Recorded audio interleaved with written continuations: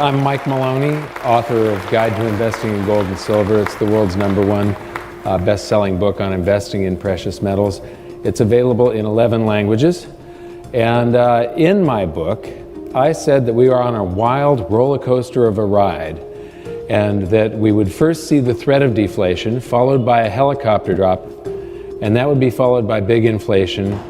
And that has happened. There was the 2008 crisis. We're seeing the base money around the planet being hyperinflated right now, while all of the credit aggregates are collapsing. And so it's sort of netting out to zero inflation or just slightly positive inflation, even though base money around the planet is just taking off like a rocket. But it would then be followed by a real deflation, and then followed by hyperinflation. So I think it sort of looks like this. We've got the markets going up in the real estate bubble in 2007, and then we had the threat of deflation, which was the 2008 market crash and the big helicopter drop of currency, and you are here. And then I think that we're going into something like this, and it'll be followed by the world's central banks overreacting.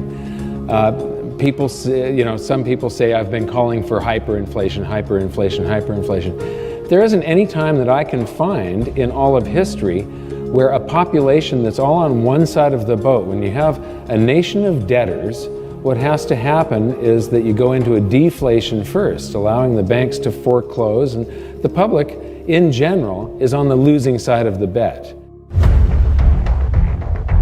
We are entering a period of financial crisis that is the greatest the world has ever known. The wealth transfer that will take place during this decade is the greatest wealth transfer in history.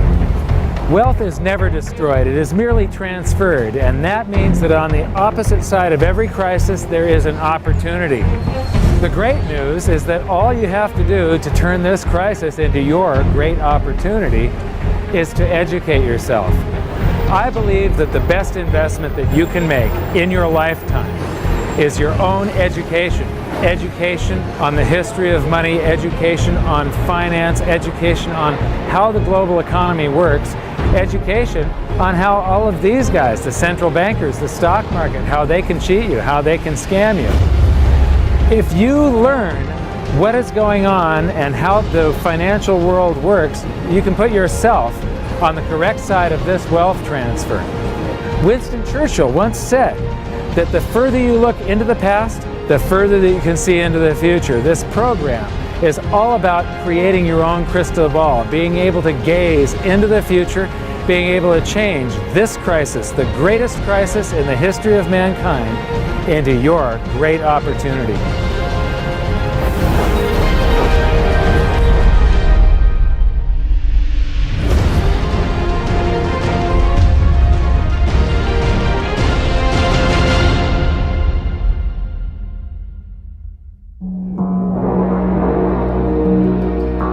Well, I've been traveling overseas quite a bit, but I'm on my way home now to speak at an event in California finally. What I've been trying to make clear is the fact that this roller coaster crash that I was talking about in my book and that I've been predicting since 2005 is playing out right before our eyes. One of the things I really like about speaking at live events is the chance to interact with people and sort of get my finger on the pulse of what they're thinking. And lately it's become pretty obvious that for a lot of people it's difficult to grasp why I think deflation is coming before big inflation or even hyperinflation. So here I'm going to break down 4 of the biggest reasons that I see deflation coming first. The first one is simple. The overreaction to the 2008 crisis has caused a credit debt bubble, and all bubbles pop. So I talked about hyperinflating base money. This is hyperinflation right here. Inflation and deflation is either an expansion or a contraction of the currency supply, and prices follow the inflation or deflation eventually. Now, most of this currency does not circulate. It's sitting on banks' balance sheets in what's called excess reserves. If you look at the years leading up to this crisis, this red line is reserve balances, the white line is how much of it is excess, and here we have Alan Greenspan's response to 9/11. Look at the scale of how big this emergency is compared to 9/11. But what is Ben Bernanke afraid of, and now Janet Yellen has inherited this legacy? Well, one of the things that happened in the 2008 crisis is that banks froze up and wouldn't lend to each other. They were all scared to lend to each other. And our system is such a fraud that at the end of each day, they all have to be able to borrow digits from each other that were created from nothing just to keep the whole smoke and mirrors game going. They all have to do this interbank lending to keep things balanced. Well, if one bank won't lend to another and they don't have any reserves, the whole system freezes up.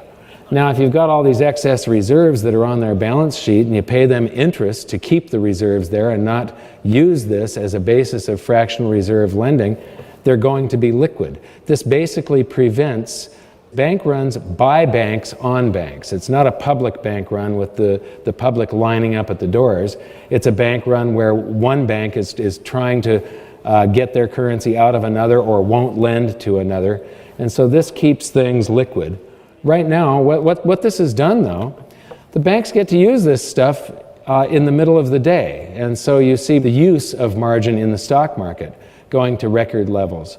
You see the stock market going to record levels, things like, I follow collector cars, and they've been going astronomical. The number of $10 million cars out there now is just absolutely insane. And there are cars now selling for $30 million.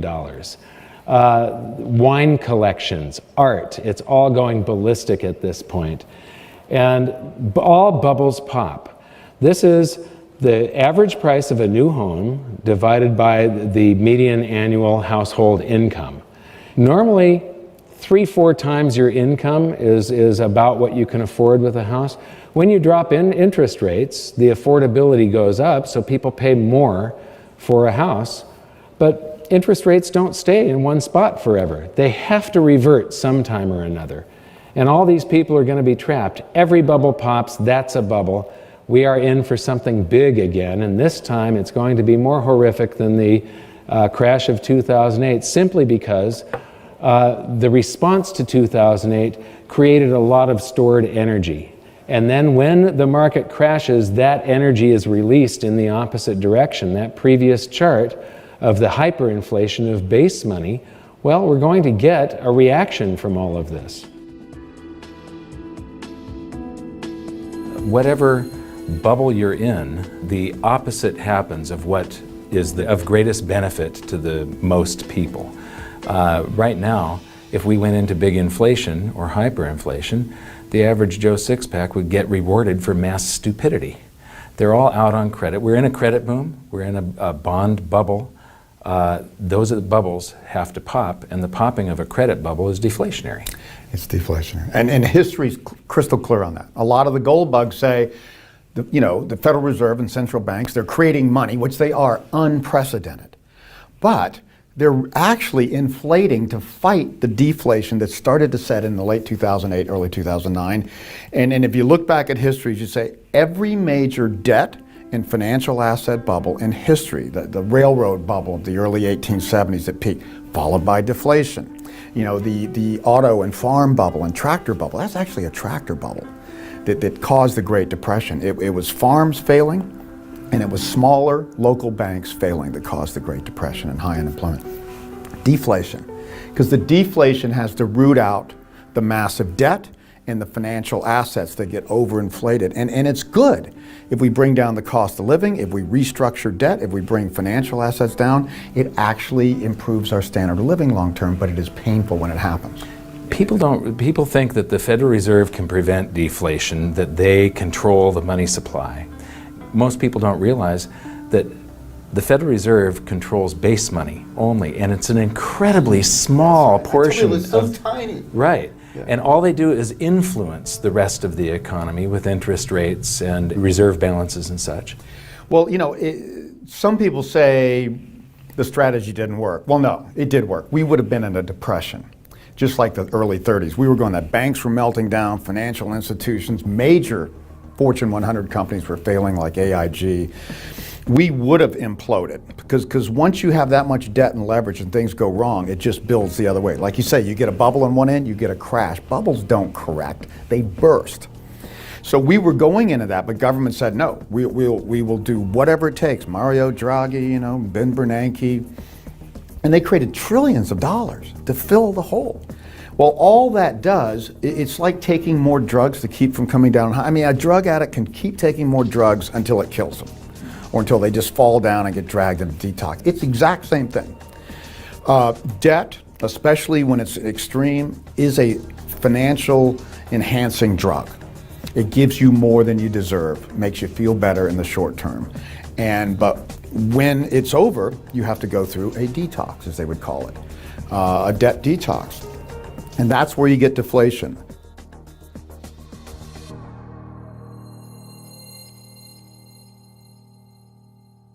This is the demographics of the United States back in the year 1940. And it's broken into 5-year age groups. And what I'm going to show you here is the baby boom, and one of the reasons that we're going into this deflationary scenario. And we're also in this swing from individualism to collectivism. This is a pendulum, a cycle that just goes back and forth throughout time. And this is the greatest threat to your well-being and the well-being of the economy and freedom. We're going through a period where this demographic is going to cause some huge problems. So here we are in 1950, and you can see the beginning of that baby boom taking off. 1960, 1970, and this wave. Now, the reason I've got this broken up into these different colors, children are the ultimate consumers. They consume everything, they produce nothing, except a quality of life for their parents, you know, a big reward as far as seeing them grow up and so on. But economically, children are an economic loss. They consume economic energy. What you're seeing here is this wave coming into working age. The green area is sort of a break-even area. That's when people are getting a job, and it might be a minimum wage job or something like that, and might be sharing an apartment with a few other people. And then as you get into the yellow area, you start to become a net positive for society. You're paying income tax, you're producing more than you consume, and then you get into what's called the maximum spending demographic. The maximum spending demographic is ages 45 to 54. And this group lives in the largest houses of their lifetimes. They're driving the most cars of their lifetimes. They're sending their kids off to college. They're spending a lot. Then they become empty nesters. That's the maximum saving demographic. Once the kids are gone off to college, they go, holy moly, we didn't save anything, and we want to retire in 5 years or 10 years. And so they start saving, and then you get to the point where they retire, and they become a maximum social burden demographic, I call it, simply because they're liquidating assets. They've got their stocks and their savings, and each year they're going to liquidate some of those to live, and the only driver that the economic driver is the medical industry. They drive the medical industry. So economically, the maximum social burden group is a net loss for the prosperity of society, the prosperity of an economy. And so I'm going to go back again, and you can see that maximum social burden group almost didn't exist in 1940. And there's a lot of people of that working age and maximum spending age supporting the few people that were of the maximum social burden category. And then we get the baby boom sweeping through, and in the 80s and that stock market boom of the 90s and all the way up to 2000, that yellow area that really drives the economy was growing every year. Now, we have an economy where it's supposed to grow at about 3%, or it's going to stall. We inflate the currency supply at about that rate. But now, after the year 2000, we've got 2010, the peak of the maximum spending demographic. And from now on, it's sort of downhill. Maximum savers, they do help drive the stock market, but look at that maximum social burden category and look at what happens next. So we are going into this time period right now. Now, the reason there's no children on there is they haven't been born yet. But if you look at, when I first presented this a couple of years ago, birth rates have been falling for quite a while now, and they've been falling even at an even greater speed since the crash of '08. And if you look at the data from the Great Depression, birth rates just fell off a cliff in the Great Depression. And so you have less people of the younger age coming into this demographic to support the people that are retiring. They didn't have the pill during the Great Depression. Contraception was something that was not within most people's reach. So here it is automated, and you can see that big wave sweeping through there.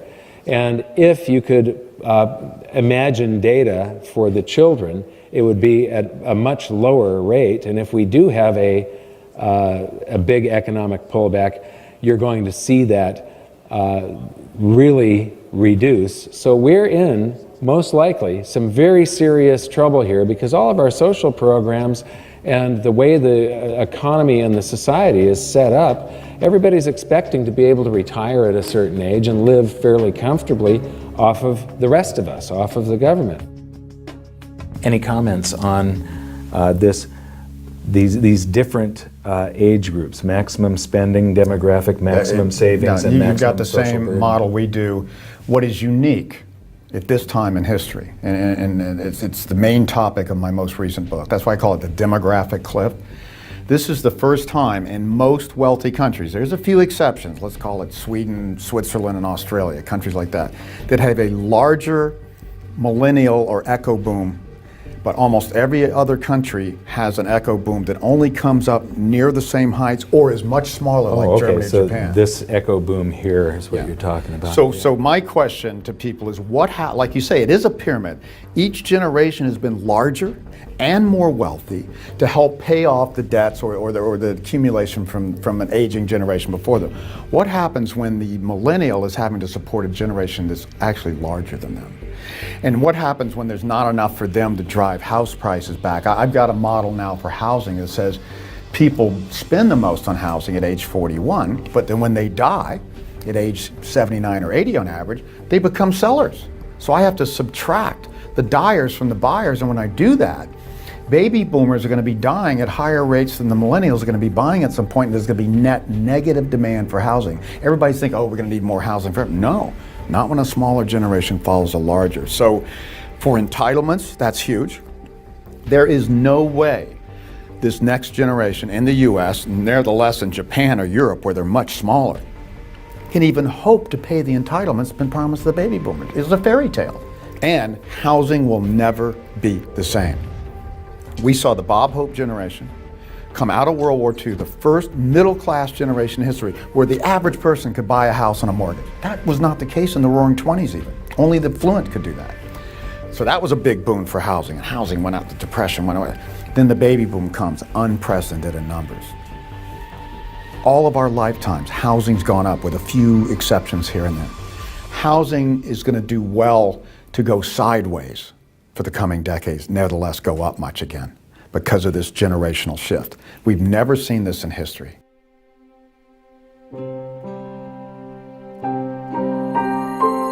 So now that we've covered three of the major components for deflation, I wanted to show you one of the real biggies here. And this one is the convergence of cycles. There's a whole bunch of cycles. The first one is the wealth distribution cycle, and I want to use my own family as a part of a demonstration of this. This is my father. He's right here. He's about the age where he enlisted in the Army to fight in World War II. He fought in the Battle of the Bulge. He was among the troops that liberated Dachau. Here he is in the mid-50s. He was manager of an auto parts store that sold high-performance equipment. And here's his tax return from 1955. He would have been filing this about a month and a half after I was born. And so what you see here is that he's a store manager in Salem, Oregon, and his income was about $9,600, and he paid about $1,160 in tax for an effective tax rate of about 12%. And you say, well, he only paid 12% because he didn't make very much, so he was in a really low tax bracket.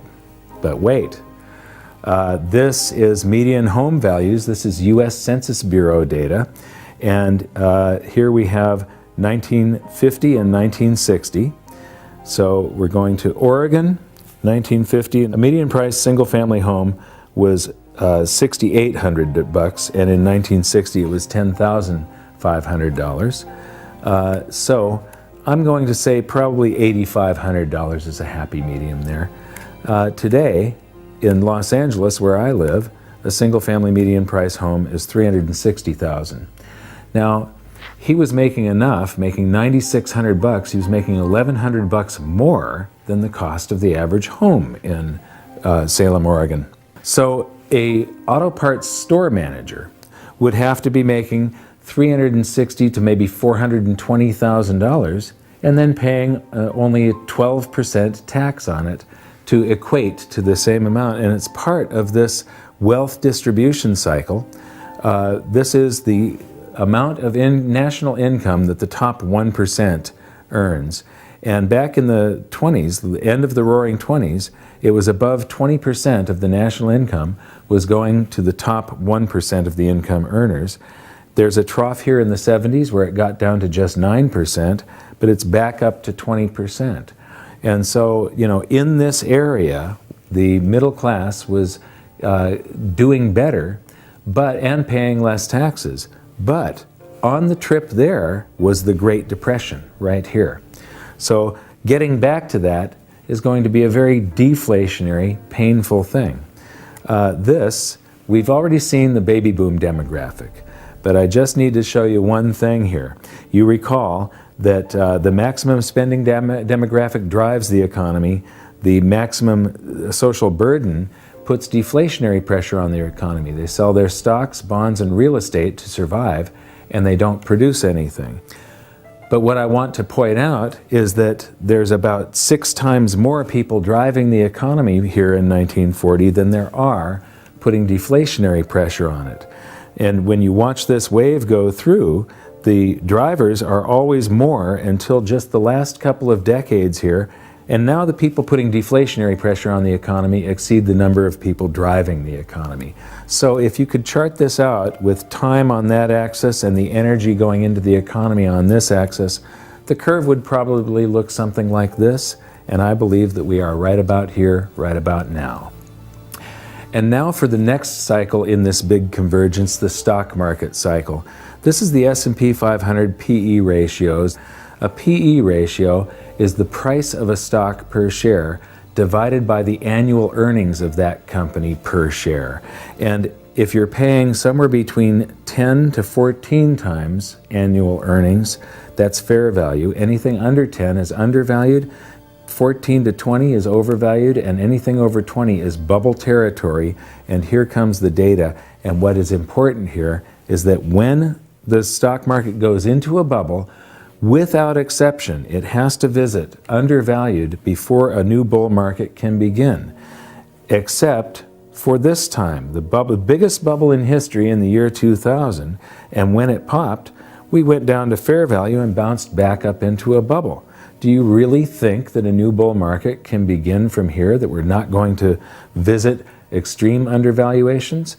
I don't think so. I think that we have to visit extreme undervaluations before a new solid bull market can begin. And now for probably the biggest factor in this convergence of cycles. This is Nikolai Kondratyev. He's a Russian economist that Lenin commissioned to prove that capitalism wouldn't work.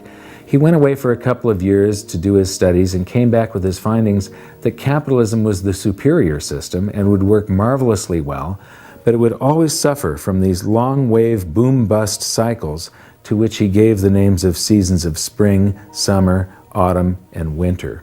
We'll come back to this in some other episode and really dig into it.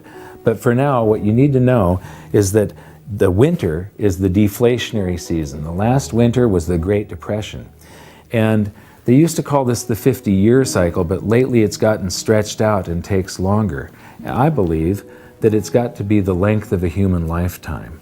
And the reason is that the winter is deflationary, and the people that were old enough to be of working age and have young families that lost the house lost their job, lost the family farm, they become very emotionally scarred, and they become very risk averse and very, very frugal.